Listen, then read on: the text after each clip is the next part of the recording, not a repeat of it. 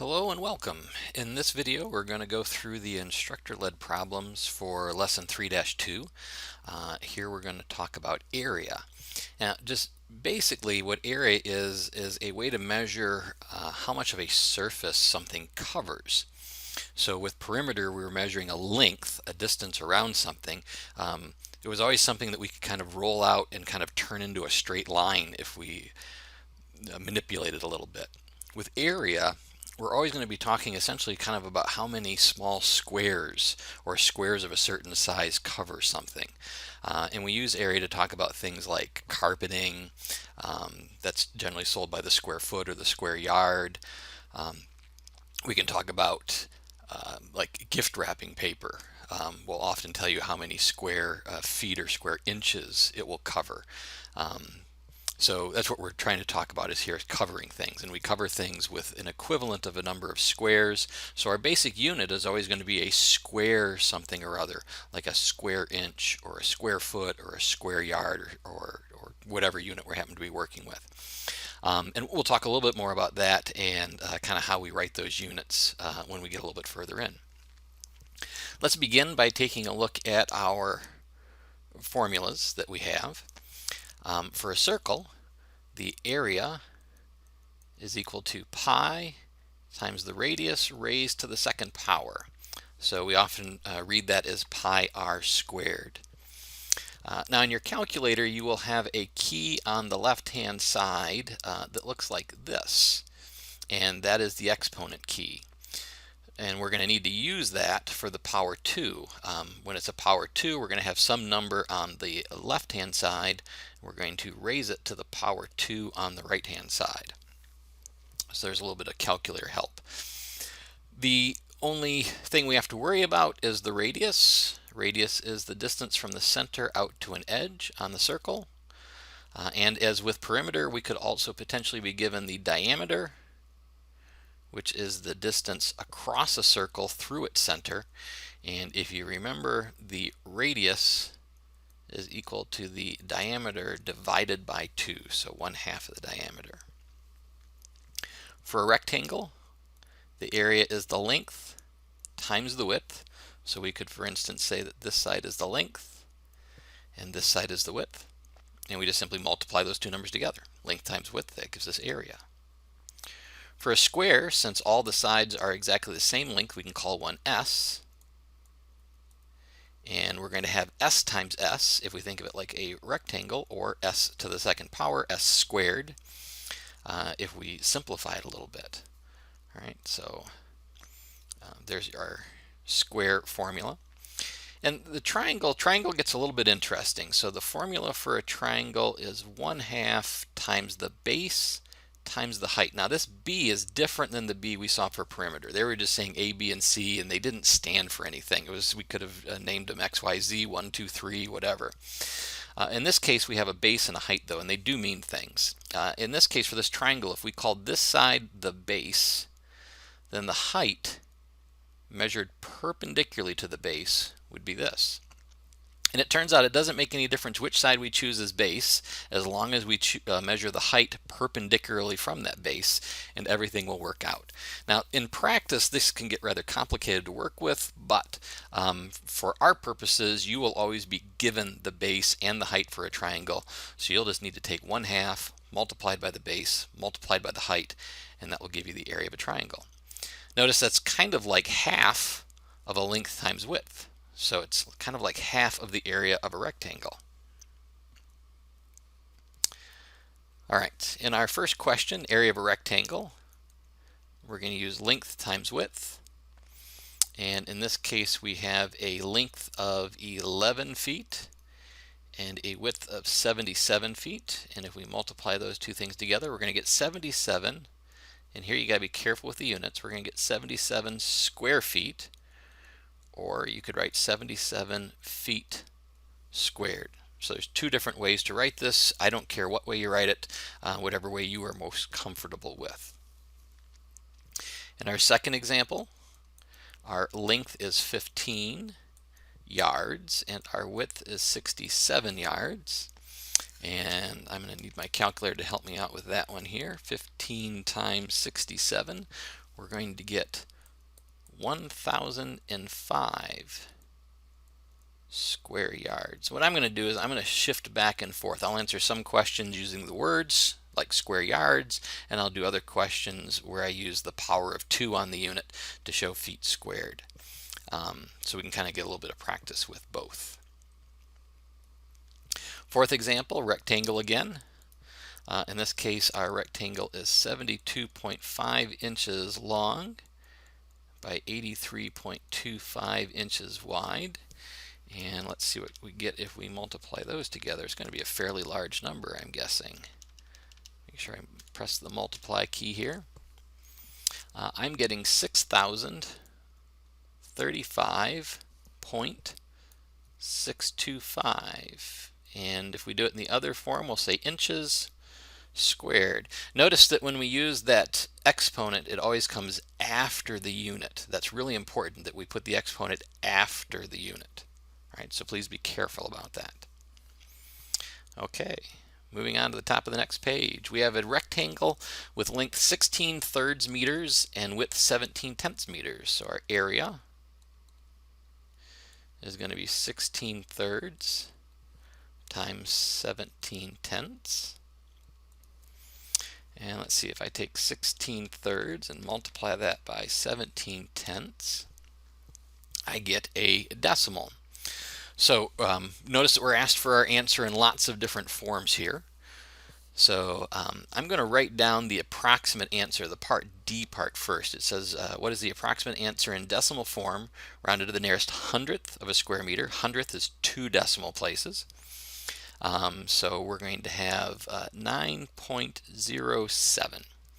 Now, I'm not changing anything in my calculator. My calculator is currently telling me 9.0, a whole bunch of 6's and a 7. I'm going to leave that there. That's pretty important for what we're going to do next.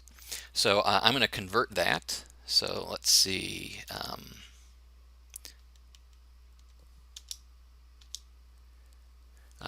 And this may be a slightly different order than the way what your calculator works in. I'm not using exactly the same one we have for class. Unfortunately, I forgot it in my office. But my first conversion gets me to 136/15. That would be the improper fraction answer. And we should probably be labeling these, and I should probably put units on these things. So let's call this square meters. This one is approximate. And this was answer D. Improper fraction is going to be square meters as well. They're all going to be square meters. And that was our answer for part A. Now I'm going to do the mixed number next. You probably got the mixed number first. I get 9 and 1/15. And it's all right if you get these in a different order and write them down in a different order. What's important is that we can match them up with where they're supposed to be. So in this case, 9 and 1/15 square meters, that's the answer to B, the mixed number form. And finally, answer C, well, if I remember right, it was 9.0, lots of 6's rounding up to a 7 at the end. So I'm going to put a repeating bar over the 6 there. Remember that that is in square meters, and that is answer C. Probably should have actually answered that earlier, but the order in here doesn't make a whole lot of difference as long as we can identify which version of our answer goes in which place. All right, number 6 says to find the area of a rectangle with length 8 feet and width 3 inches. Notice that the units are different, feet and inches. I'm going to do this in feet. So I'm going to need to take 3 inches to an unknown number of feet, and that needs to be equivalent to, proportional to, 12 inches to 1 foot. Notice I have inches in the top on both sides, feet in the bottom on both sides. And if I do that, I'm going to find out that x is equal to 0.25 feet. So my area is going to be my length of 8 feet times my width of 0.25 feet. And that is going to give me 2 feet squared, or square feet. If you did it in the other direction, you would end up with 288 square inches. All right, so we also might have found 288 inches squared or square inches. Doing conversions with area, you're better off always doing the conversion first. Convert linear things that you can measure with a ruler or a tape measure. Do those conversions and then use those numbers in your formula. The conversions get a little tricky. As you notice, this one here, it turns out that 1 square foot is equivalent to 144 square inches. And that's not information that everybody walks around with in their brain. So I recommend you always do those unit conversions early in this process. Shifting to a square, area is equal to the length of a side raised to the second power, or squared. So in this case, we're going to have 7 raised to the second power. Remember, you're going to use that key that kind of looks like the roof of a house, or an upward arrow. When you do that, you should get 49, and this is going to be square centimeters. In the next one, our area is going to be equal to 9.25 squared. So we're going to have 9.25 raised to the second power, and I get 85 point, oops, I read that wrong, 5625. And that is kilometers squared, we can write that as. All right. Let's see what the next page brings us. Length of a square with the area of a square, excuse me. Find the area of a square with the length of each side 10/3 miles. So area is equal to 10/3 squared. And we're going to get a variety of answers here. Now, you may have discovered that sometimes you can kind of skip the parentheses in some of this work. Be very careful when you're taking fractions to powers. If you skip the parentheses here, it won't work and you won't get the right answer. So it's really important we put the parentheses around the 10/3, put that power of 2 outside the parentheses to make sure that we're taking 10/3 times 10/3. That's what this we're trying to have happen here. So if I do that on my calculator, I get 11 point, lots of 1. So I'm going to say 11.1 repeating, and that is square miles. That would be an exact decimal answer, so part C. If I round that, I would get approximately 11.111, rounding to the thousandths. That's 3 decimal places. That's in square miles. That would be answer D. If I convert that to a mixed number, oops, gotta make sure I can do that here.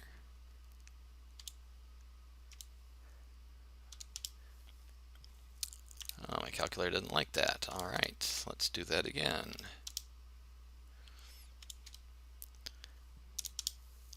There we go. So to a mixed number, I get 11 1/9 square miles. That's answer B. And then if I convert that to an improper fraction, I get 100/9 square miles, and that is answer A. Okay, number 10, we're moving to triangles. So remember, area of a triangle is 1/2 times the base times the height. So for our first one, we're going to have 1/2 times a base of 4 times a height of 6. Notice that the numbers aren't given to us in exactly base height order, and you want to make sure that you put the right number in for the right variable. So I very carefully put the base of 4 in for B and the height of 6 in for H. And in this case, I'm going to end up with 12 feet squared. 1/2 times 4 times 6. If you'd prefer, you could use 0.5 instead of 1/2. Let's do that here. We could say 0.5 times our base of 3.4 times our height of 7.25. And in that case, we're going to get, let's see, I get 12.325. And that is going to be square feet. All right. Number 12, a little more interesting triangle here. Area is going to be equal to 0.5 times 11/4. Oops, I put the wrong one in the wrong place. Or I guess the wrong one in the right place. So let's try that again. The base is 2/3 and the height is 11/4. For some formulas it doesn't really make any difference if you get things out of order, but there are other formulas where it makes a huge difference. So it's a good practice to just always make sure that you're putting numbers in the right places, just in case you have one of those formulas that's really sensitive to where you put things. All right, I get 0.91, lots of sixes rounding up to a 7. So exact decimal is going to be 0.916 repeating, and that is going to be inches squared, and the exact decimal is answer B. If I round that off to the 10,000ths, that's 4 decimal places, I'm going to get about 0.9167. Also inches squared, that's answer C. And if I convert that to a fraction, notice this is less than 1, so we're not going to get a mixed number. We're only going to get the proper fraction, or just kind of regular sort of fraction. And in this case, I get 11/12. So 11/12 inches squared. So not quite 1 inch squared is covered by this triangle in terms of its equivalent area. All right, and finally our circle. So let's remember the area of a circle is pi r to the 2nd power. Remember to use pi, the pi key on your calculator, unless the problem tells you to use 3.14 specifically. If it doesn't say 3.14, use the key on your calculator. So in this case, we're going to have area is equal to pi times the radius is 12 raised to the 2nd power. As we did with the circumference, I'm going to ignore pi to get the exact answer. So 12 to the 2nd power is 144. I'm going to say pi after that. The units are going to be square feet. And that's going to be answer A, the exact answer. Now if I want to get the approximate answer, I'll put pi into the mix here. So I'll enter that into my calculator now. And that gives me about 452.39 rounded to the nearest hundredth. That is once again square feet. That is answer B. And our final question, area of a circle with diameter 13.5 meters. So remember that radius is diameter divided by 2. So in this case, that's 13.5 divided by 2. And 13.5 divided by 2 is 6.75 meters. Our area is then pi times 6.75 to the 2nd power. We'll do just 6.75 to the 2nd power first. That'll give me 45.56. I'll write that a little neater there. 5625 times pi, square meters now. I'm just going to write it as meters to the 2nd power, so m squared. We typically use m for meters. If you're abbreviating miles, we typically use mi for miles. Now if we want to get the decimal approximate answer, we're rounding to the nearest tenth, so 1 decimal place. We'll take that 45.5625. We'll multiply that by pi. And I get about 143.1 meters squared rounded to the nearest tenth, or 1 decimal place, and that gives us answers A and B.